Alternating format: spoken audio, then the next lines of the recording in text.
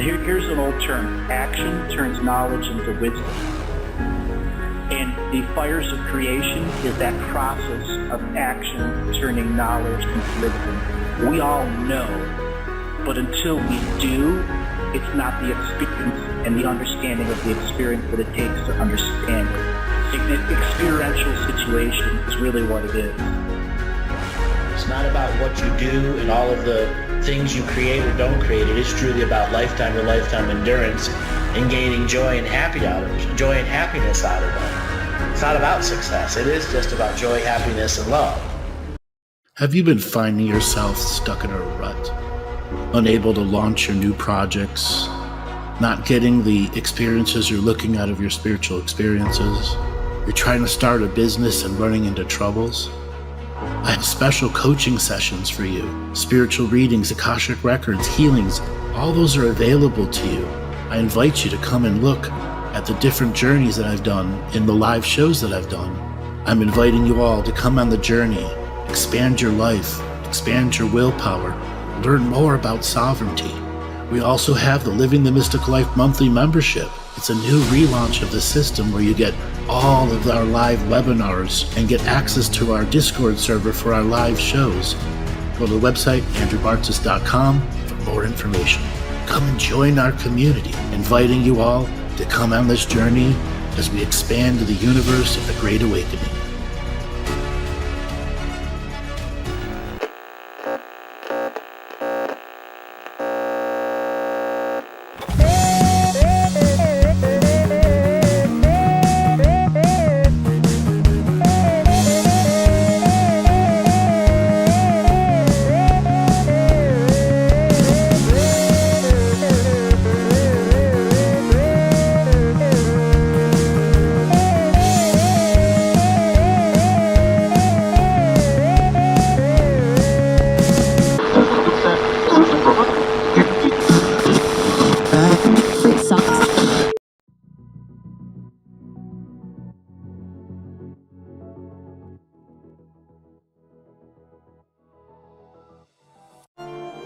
Welcome everyone to another Friday Night Loosh Report.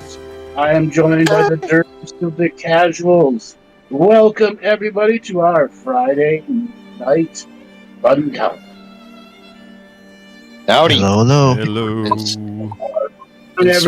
Insert applause here.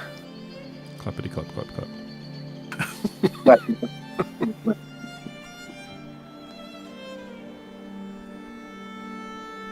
So, gentlemen, ladies, what is going on with you and the Loosh? What have you heard for your Looshy reports today? Cricket. Well, I think the most well-known piece probably is the Epstein stuff that dropped Sunday about there not really being a list we think he killed himself. Here's the video. Here's a minute list missing from the video. Yeah. And all the subsequent sort of drama since about, Cash and Bongino being unhappy and everyone else being unhappy, both right and left people have been unhappy about how this has happened. So the fallout. Yeah, apparently they didn't even scrub the metadata. It had like all the edit info still in the video file and everything.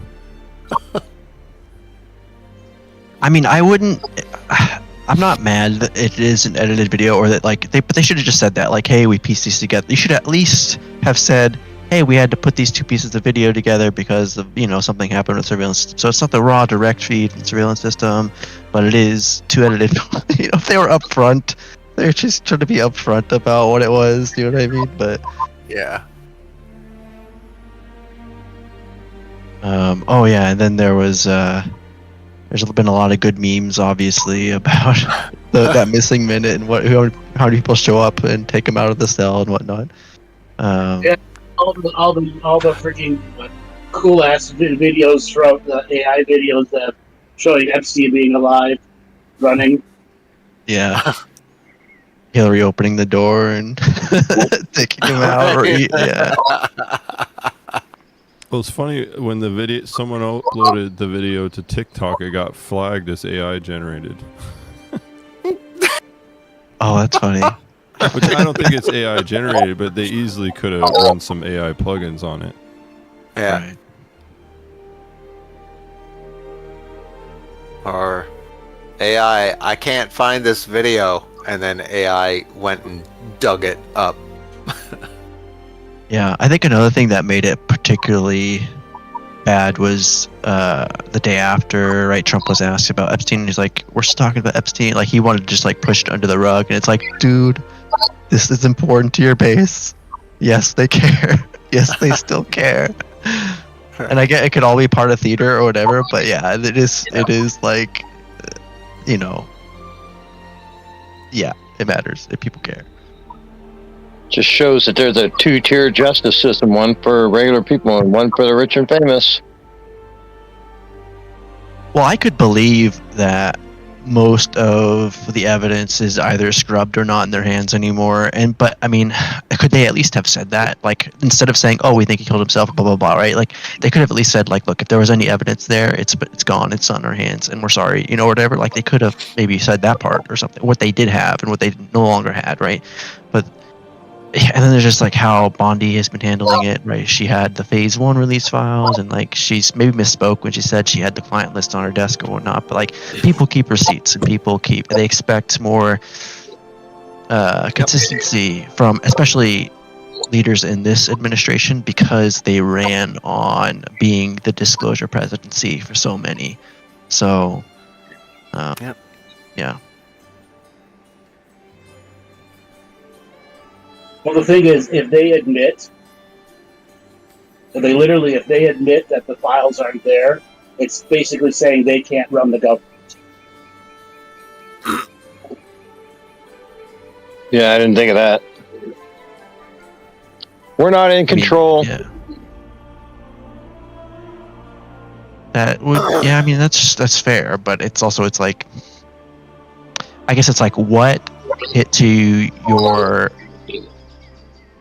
the believability and the trustworthiness? You're going to take a hit either way. Your administration's going to take a hit either way. You either admit that you don't have it right, or you try to run this game of like, oh, look over here, don't look at this. It isn't what you think anymore. We're moving on.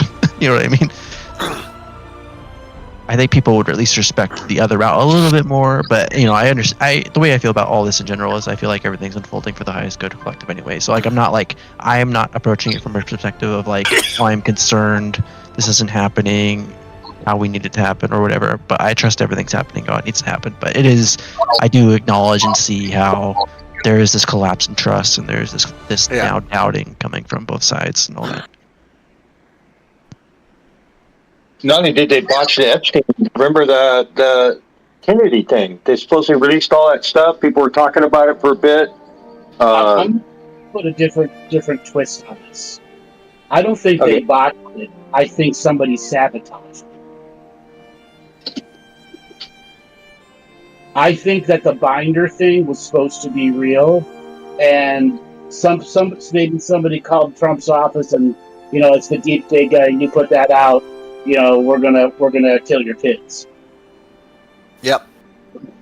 And maybe not that exact words, but something very similar to that concept. Yeah. Like someone could have gotten to someone in the administration like Bondi or something and compromised them, or you think it's lower level than that?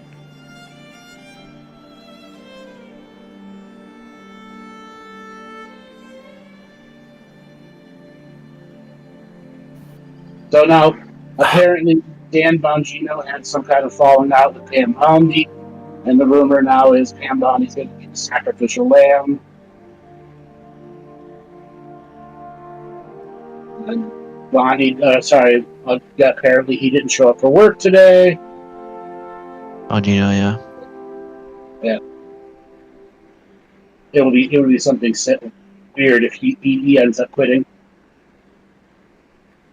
Yeah, I mean, everyone was just memeing on both Cash and him because, you know, they built a lot of their reputation recently, I'd say the past few years, on these narratives and these conspiracies and all that, right? And then when they flop so hard to the degree that it looks like that publicly out-facing. It's like, yeah, you kind of look like a clown. And I don't understand why you would be pissed. Like, obviously, you'd be pissed. And you could kind of see it when Cash and Bongino did that interview on Fox probably a couple months ago or something like that. They looked like they weren't necessarily happy to be there, but they were saying what they had to say. You know what I mean?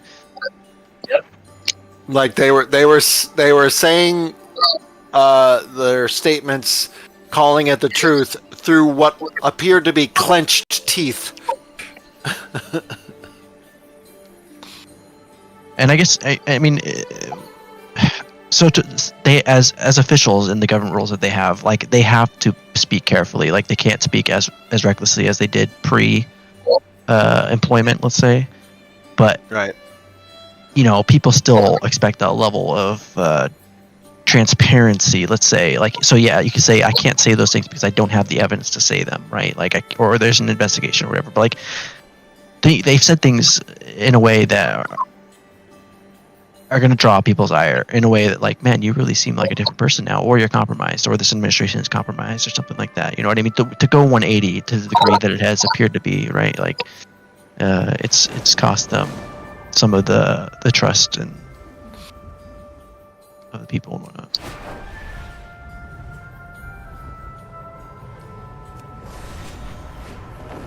I think part of it also is they want to clear the runway. You know, it is funny that this happened Sunday evening and BB was scheduled to visit and all that. So it's like, what a night to drop that, huh? I mean, is that coincidence or not? You know what I mean? Like, is this like a trade? Okay, Israel, we're not going to talk about Epstein anymore. We're going to move on, and maybe we can do something else now, right? But like, I do feel like they're trying to clear the runway a little bit because they'd probably rather talk about the two people they just opened investigations on, the Brennan and Comey, right? They're now officially under investigation. So they probably want to clear the runway to do more 2020 Crossfire Hurricane stuff, and they got probably more evidence directly tying those two people than they do Epstein and whatnot. So I get it, but you know, it sucks. As well as Brennan has been going on all of the mainstream news stuff, and he's extreme defending himself to the point even the mainstream people are like, what is this guy hiding? That's great. Overboard in defending himself. And the reason why, when Trump got into office, he revealed everything that was CIA essentially knew. All of Crossfire Hurricane, all of the stuff was fake. Everything, all the Russia stuff was all fake. Yeah. And he was he's the guy behind torture. Okay? He's the one that essentially did the CIA torture programs. Is that something that Kyriako mentioned in his PBD interview? Yep. Cool.